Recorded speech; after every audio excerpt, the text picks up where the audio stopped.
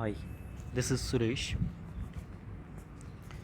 Today I will discuss with you third trade theory, which is comparative cost theory.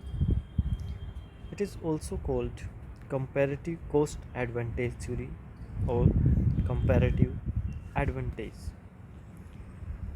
given by David Ricardo.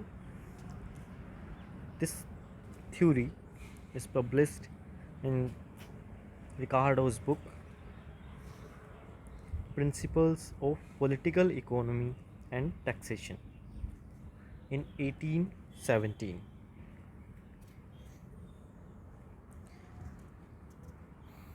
So let's discuss first its example and then go to its theory explanation.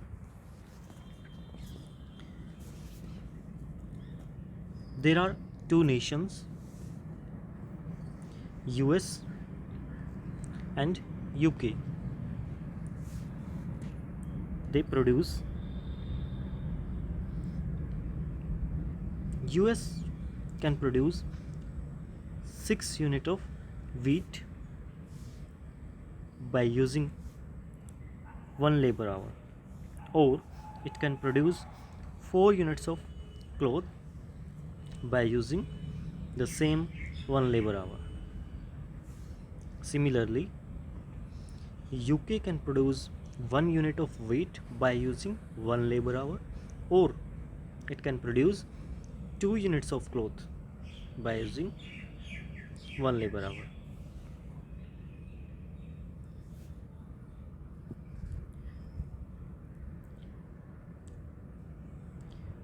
So we are looking that US is more efficient than UK in both goods because it can produce more units in comparison to UK.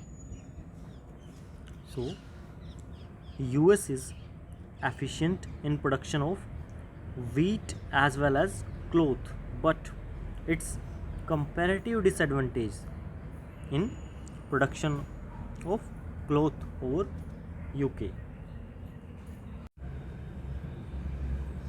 And UK is more efficient in production of cloth rather than wheat, but its comparative disadvantage in production of wheat over US.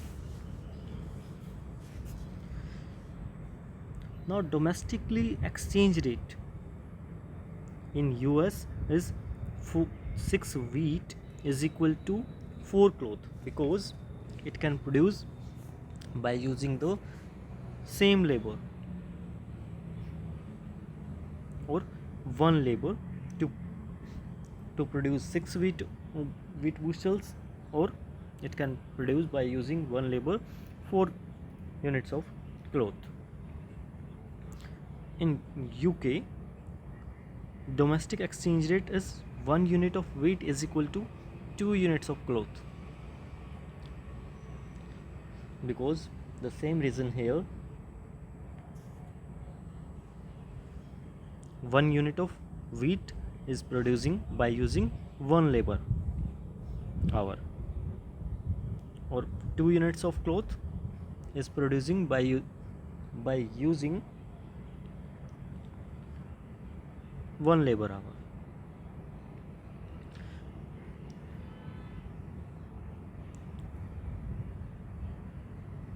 During trade, US exchange their 6 units of wheat bushels with 6 units of cloth produced by UK.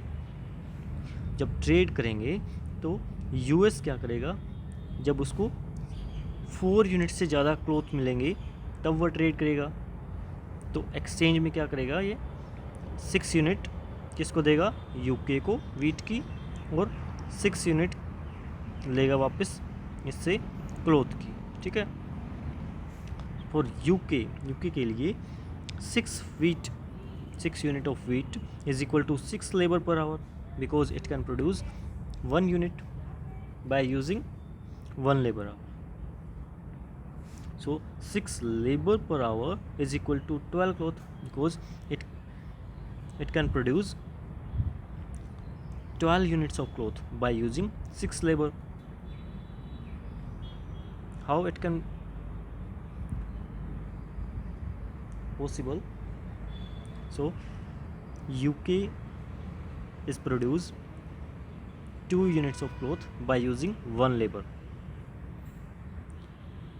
So 2 into 6 is equal to 12 units. UK give up 6 units of cloth out of 12 clothes. So in total production of 12 units of cloth, it gave 6 unit cloth to the US by trading. So how much it left?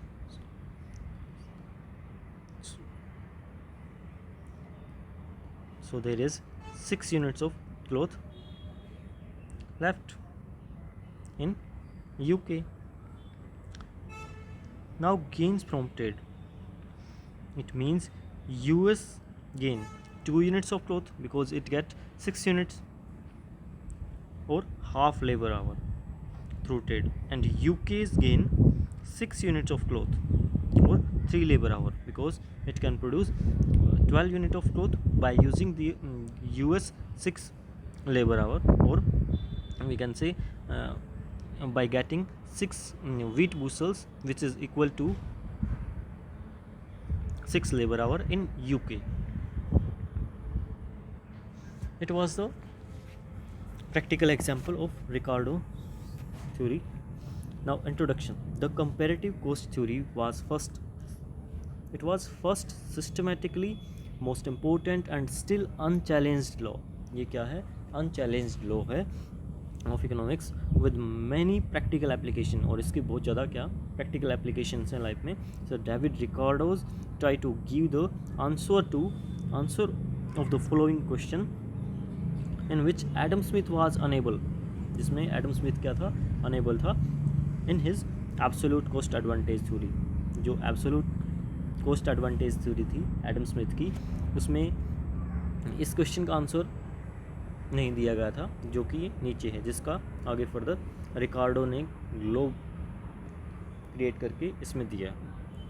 If this question is if one nations absolute advantage और efficient in production of both goods, जैसा कि हमने example में देखा है कि एक nation है जो जैसे कि यूएस था, वो दोनों गुड्स के प्रोडक्शन में एफिशिएंट था, and other nation is less efficient, और जो दूसरा नेशन यूके था वो लेस एफिशिएंट था in production of the same goods. दोनों गुड्स की प्रोडक्शन में लेस एफिशिएंट था in comparison to US. Then how much possibilities of trade between those countries, तब उनके बीच में ट्रेड करने की पॉसिबिलिटी क्या होगी? इस क्वेश्चन का आंसर इस थ्योरी में देने की कोशिश की गई है. ठीक है. Now according to David Ricardo, differences in the comparative cost of production of commodities between nations can result in trade. It is the most important thing in this theory.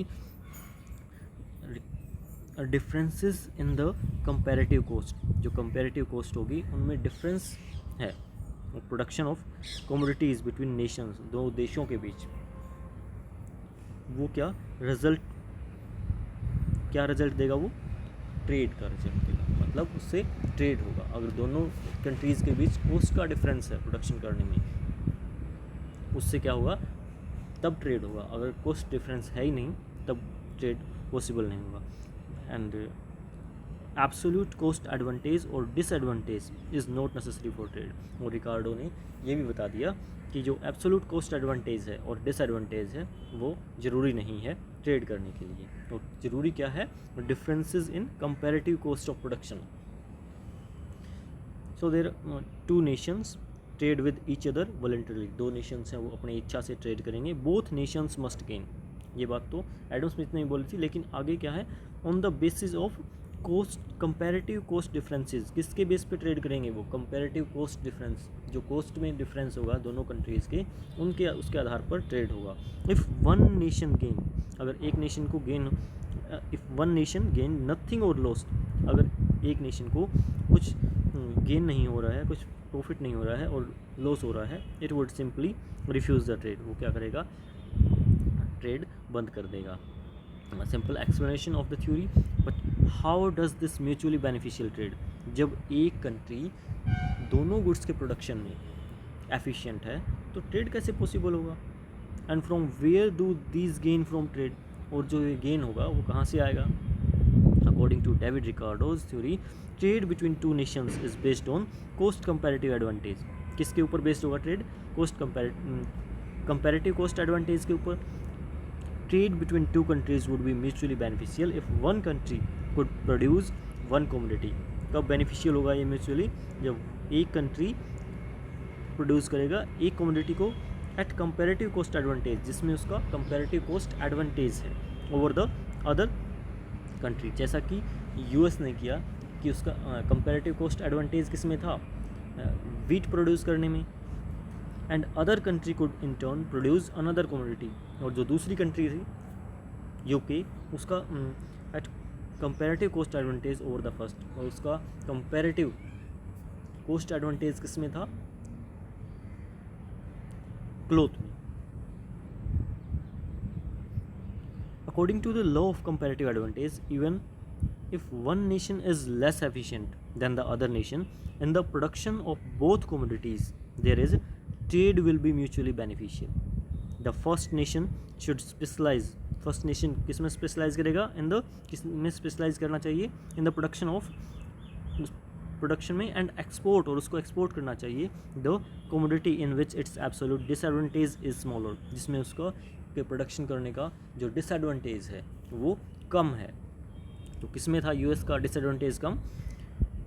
Wheat को प्रोड्यूस करने में, और उसने wheat को ही export किया। And this is the commodity it's comparative advantage. और यह कौन सी कमोडिटी होगी जिसका उसमें कंपेरेटिव एडवांटेज होगा और डिसएडवांटेज स्मॉलर होगा? And import the commodity in which it's absolute disadvantage is greater. और इम्पोर्ट किसको करना चाहिए? जिसमें इसका एब्सोल्यूट डिसएडवांटेज ज़्यादा है। This is the commodity of its comparative disadvantage. और जिसमें ये कौन सी गुड्स होगी, कौन सी कमोडिटी होगी जिसमें इसका कंपेरेटिव डिसएडवांटेज हो? तो कंपेरेटिव डिसएडवांटेज किस में था? यूएस का क्लोथ में, और क्लोथ को उसने इम्पोर्ट किया। By this process resources are utilised, जो रिसोर्सेज हैं वो यूटिलाइज होंगे मोस्ट एफिशिएंट वे में, बिल्कुल अच्छे तरीके से, बेहतर तरीके से यूज़ होंगे resources. And the output of both commodities will rise, और दोनों कमोडिटीज़ की जो आउटपुट है, प्रोडक्शन है, वो राइज करेगा। This increase in the output of both measures the gain from specialisation.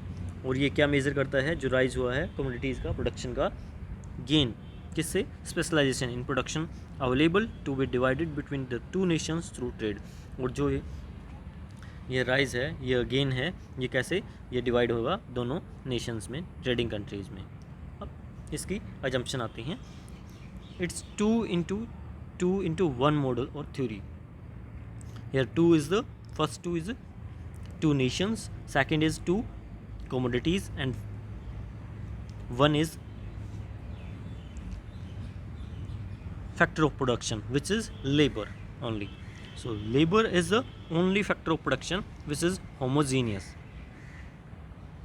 सिर्फ एक लेबर फैक्टर को इसने कंसीडर किया है, बाकी accepting other factor of production like capital, entrepreneur, land, etc. Labor is perfectly mobile within the country but perfectly immobile between countries. Labor एक जगह से दूसरी जगह एक कंट्री में ही जा सकती है काम करने के लिए, बट एक कंट्री से दूसरी जगह में दूसरे कंट्री में नहीं जा सकती। Production is subject to the law of constant returns. Law of constant returns का क्या मतलब है इधर? जैसे कि जैसे US 6 unit of wheat produce कर रहा है, कितने में? 1 लेबर को यूज़ करके। अगर हम 2 यूनिट लेबर का यूज़ करें तो कितना प्रोडक्शन होगा? 12 यूनिट। अगर 3 लेबर यूज़ करें तब कितना प्रोडक्शन होगा?